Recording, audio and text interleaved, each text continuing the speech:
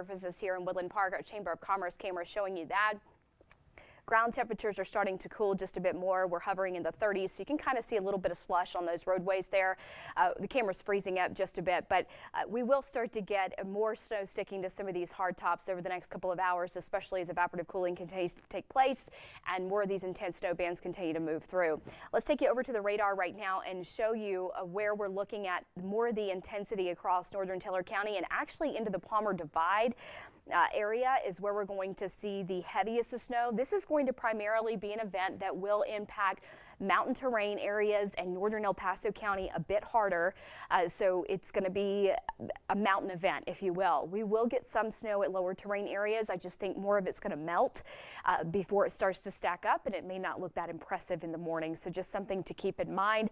You'll notice as I stop the radar here where we're seeing that freezing line just barely to the west there of Canyon City. So we're still getting some warmer air at the surface, or just above the surface rather, that's allowing for most of this along Highway 50 to continue to fall in the form of light rain all the way out into Pueblo County and across parts of Fowler, Ordway, and some of those locations. You really get up into Pumpkin Center, and that's where you get that changeover to snow. Very light, though, across the eastern plains or eastern sections of El Paso County. That intense snow band is more so situated right now across northern El Paso County down to Colorado Springs around Garden of the Gods.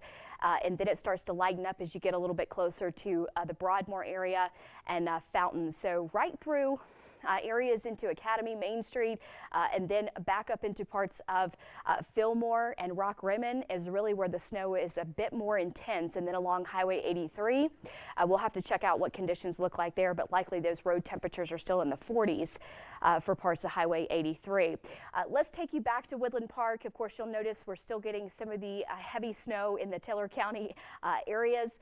We are looking at a very strong cold front here. You'll notice it is in the 70s in Oklahoma City. That cold air spilling in across the Central Plains. It's been a good 50+ degree drop over the last 24 hours. I've seen some big temperature swings here in Colorado, but it's still technically summer, so that's kind of the kicker with this system. Look at the area of low pressure. This is the bulk energy with this storm system. It's just south of the Wasatch there in Salt Lake City.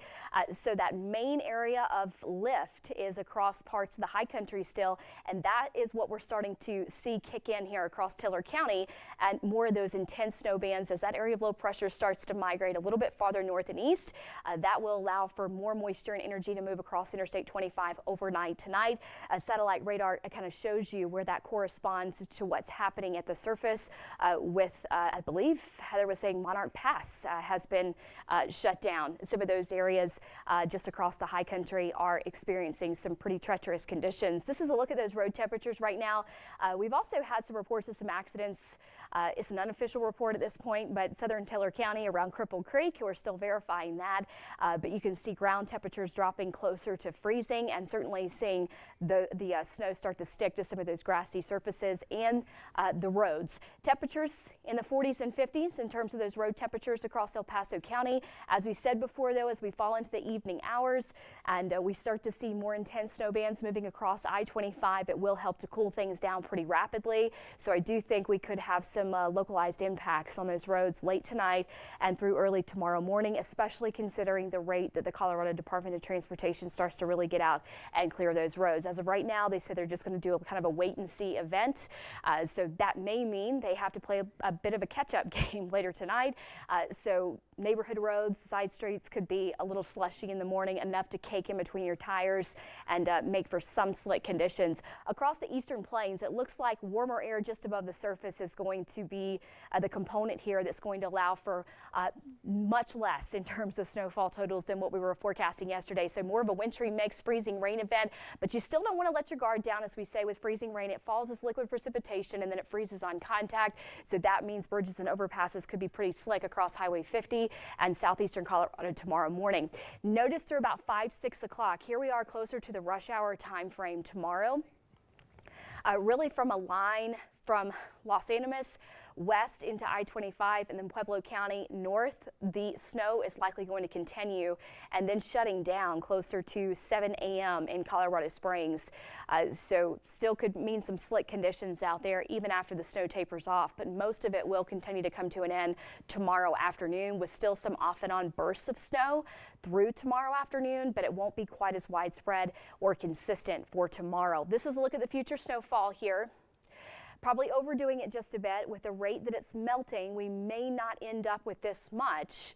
But again, we have a ways to go overnight tonight with that main axis of energy that's going to cross I-25 through the overnight hours. So that will likely mean it could stack up pretty quickly. We've got jet stream induced energy, and that is a component here that makes for the forecast to be extremely tough because it can allow for ongoing instability and very high instability levels at that, which means we could generate a good 2 to 3 inches an hour, and that's where you can start to really stack up that snow.